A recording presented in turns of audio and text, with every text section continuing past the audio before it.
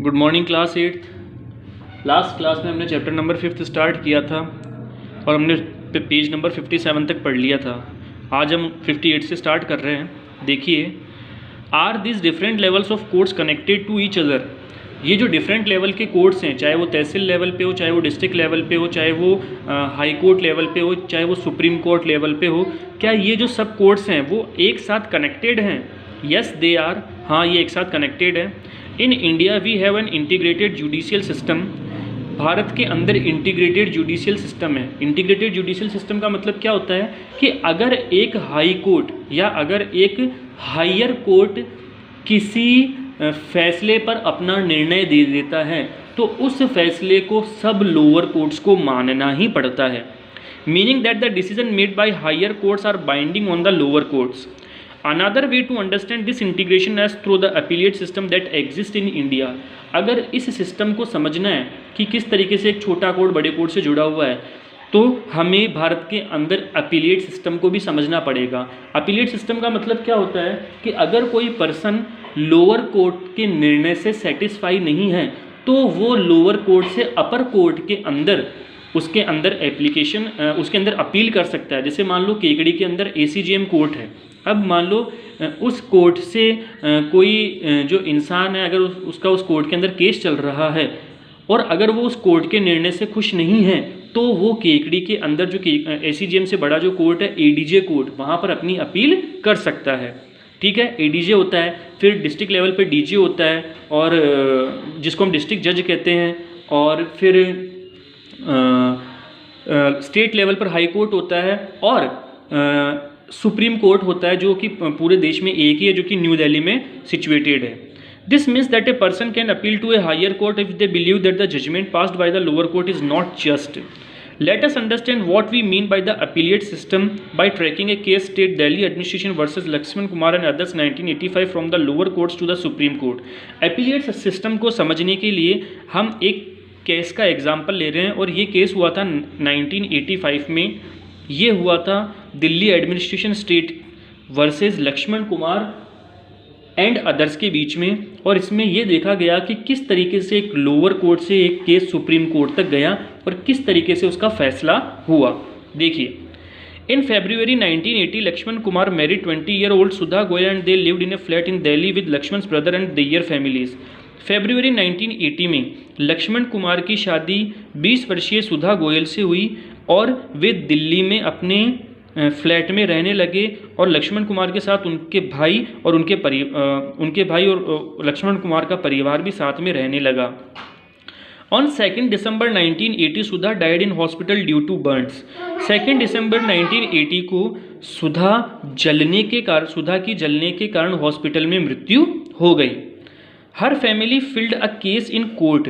सुधा के परिवार ने, मतलब सुधा के माता पिता ने एक केस कोर्ट के अंदर फाइल किया।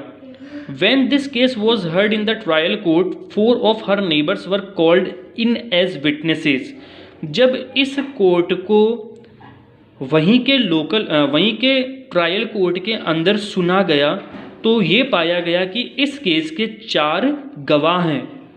They stated that on the night of December 1st they had heard Sudha scream and had forced their way into Lakshman's flat। उन्होंने ये बताया कि 1 दिसंबर की रात को, मतलब ये सुधा के पड़ोसी थे, उन्होंने ये बताया कि 1 दिसंबर की रात को उन्होंने सुधा के चिल्लाने की और चीखने की आवाज़ें सुनी और वे मजबूर होकर लक्ष्मण के फ्लैट में आ गए। There they saw Sudha standing with her sari in flames.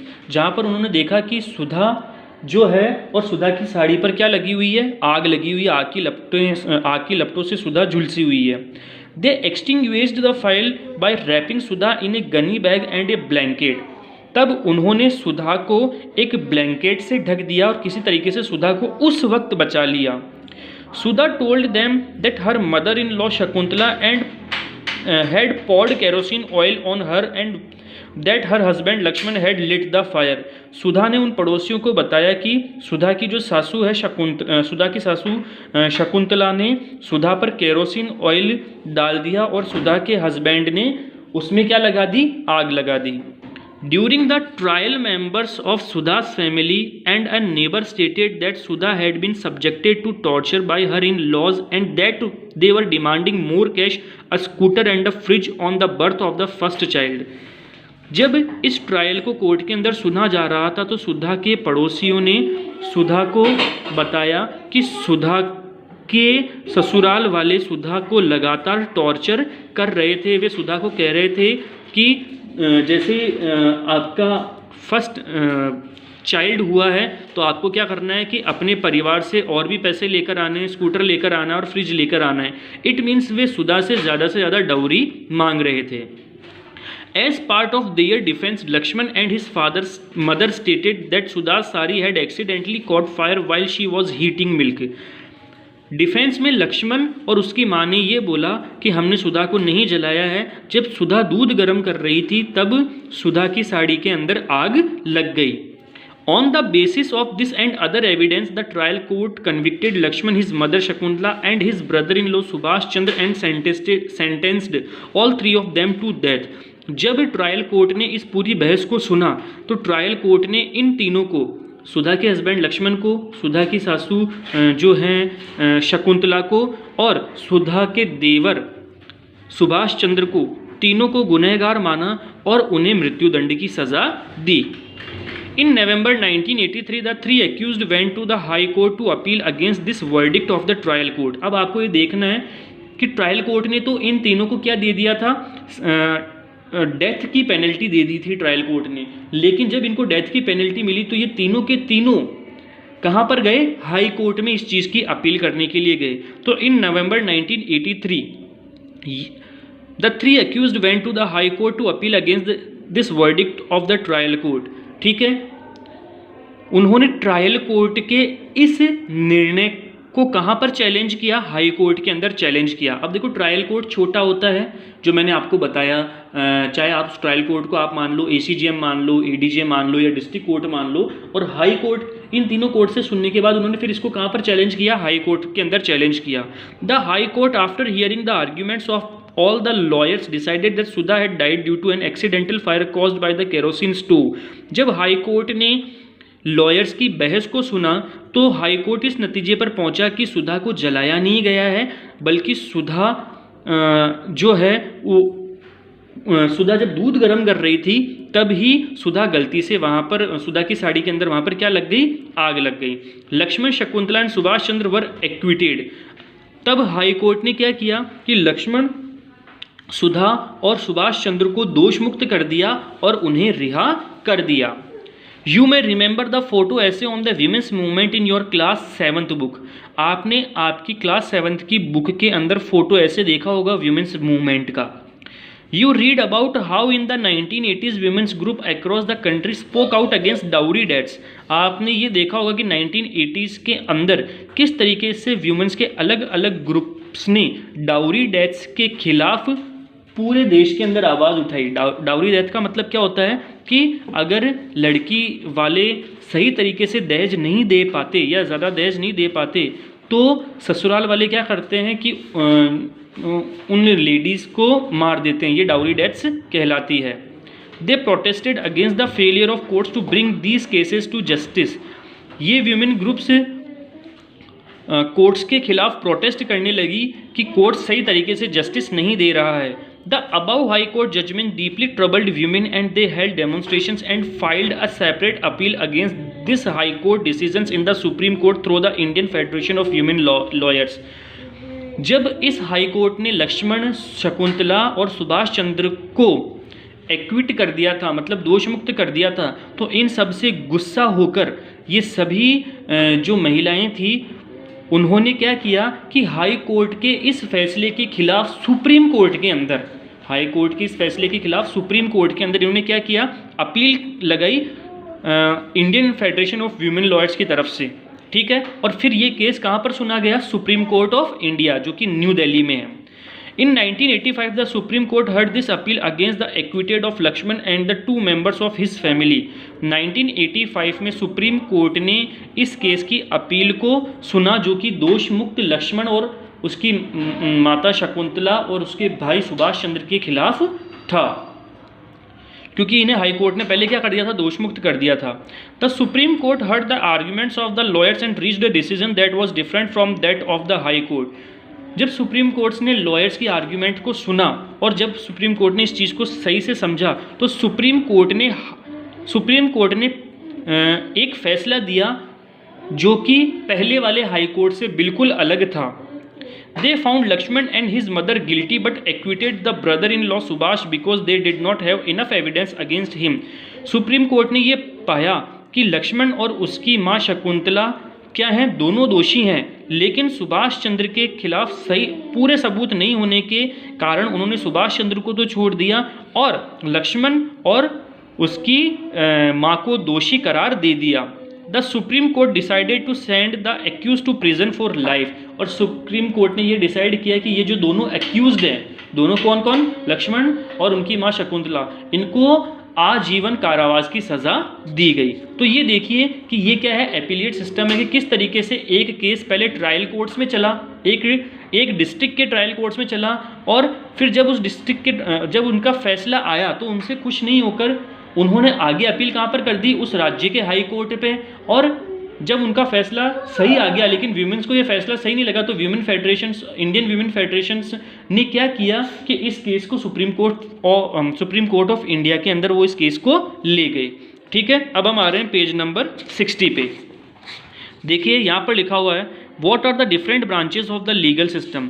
Legal system की डिफरेंट ब्रांचेस क्या है। The above case of the dowry death falls within what is considered a crime against society and is a violation of criminal law. ये जो dowry death का जो case था इसको considered किया गया क्राइम अगेंस्ट सोसाइटी या एक क्रिमिनल लॉ में, मतलब इसको या तो सिविल केस माने या इसको क्रिमिनल केस माने। In addition to criminal law the legal system also deals with civil laws cases. Criminal cases के साथ साथ में legal system civil law cases को भी देखता है। सिविल लॉ केसेस का मतलब क्या होता है, किसी प्रॉपर्टी से related case. You read in chapter 4 of how a new civil law was passed in 2006 to protect women against domestic violence. आपने चैप्टर नंबर 4 में पढ़ा होगा कि किस तरीके से 2006 में एक नया कानून बना जिसमें डोमेस्टिक वायलेंस के खिलाफ किस तरीके से एक वीमेन आवाज़ उठा सकती है, आपने ये चीज़ पढ़ी होगी। Look at the following table to understand some of the significant differences between criminal and civil law. देखो इस सिविल और क्रिमिनल लॉ के बीच के अंदर ये डिफरेंस है, इधर लिखा हुआ है क्रिमिनल लॉ, इधर लिखा हुआ है सिविल लॉ। देखिए क्रिमिनल लॉ में डील्स विद कंडक्ट और acts that the law defines as offences, for example theft, harassing a women to bring more dowry, murder. Criminal law के अंदर ऐसे केसेस आते हैं जो कि काफ़ी गंभीर होते हैं, जैसे मान लो चोरी डकैती होना, किसी का मर्डर करना, हैरेसमेंट करना, दहेज लेना, etcetera. Civil law deals with any harm or injury to rights of individuals, for example disputes relating to sale of land, purchase of goods, rent matters, divorce cases. Civil laws के अंदर कौन कौन से cases आएंगे, divorce cases आएंगे या ज़मीन से रिलेटेड केसेस आएंगे या प्रॉपर्टी से रिलेटेड केसेस आएंगे। इट यूजुअली क्रिमिनल लॉ में देखिए it usually begins with the lodging of an first information report with the police who investigate the crime after which a case is filed in the court. Criminal law में क्या होता है कि जब एक कुछ गुनाह हो जाता है तो क्या किया जाता है, उस मुलजिम के खिलाफ FIR की जाती है और फिर इसको कोर्ट में पेश करके इन्वेस्टिगेट किया जाता है। और सिविल लॉ में क्या होता है, a petition has to be filed before the relevant court by the affected party only. ठीक है, जिस पार्टी पर प्रभाव हो रहा है, मतलब जैसे मान लो मेरी कोई प्रॉपर्टी और मेरी प्रॉपर्टी किसी ने हड़प ली, ठीक है, तो मैं क्या करूँगा कि क्रिमिनल लॉ के हिसाब से उस कोर्ट के अंदर क्या करूँगा कि पिटिशन फाइल करूँगा। In a rent matter either the landlord or tenant can file a case.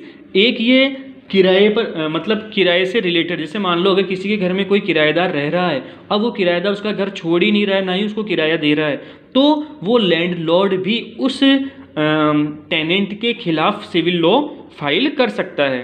Criminal law का थर्ड देखिए, if found guilty the accused can be sent to jail and also fined. अगर criminal law में कोई इंसान दोषी पाया जाता है तो उसे जेल भी भेजा जा सकता है और उस पर फाइन भी लगाया जा सकता है। सिविल लॉ में देखिए, the court gives the specific relief asked for instance in a case between a landlord and a tenant the court can order the flat to be vacated and pending rent to be paid. इसमें क्या होता है कि court किसी affected party के खिलाफ क्या करता है, न्याय करता है। मान लो किसी घर के अंदर कोई किराएदार रह रहे हैं, अब वो किराएदार किराया नहीं दे रहे हैं, तो कोर्ट उन्हें आदेश दे सकता है कि या तो आप घर खाली कीजिए या अब तक का बकाया किराया दीजिए। तो क्लास 8th आज हम सिर्फ इतना ही पढ़ेंगे, बाकी का हम पढ़ेंगे हमारी नेक्स्ट क्लास में। तब तक के लिए थैंक्स।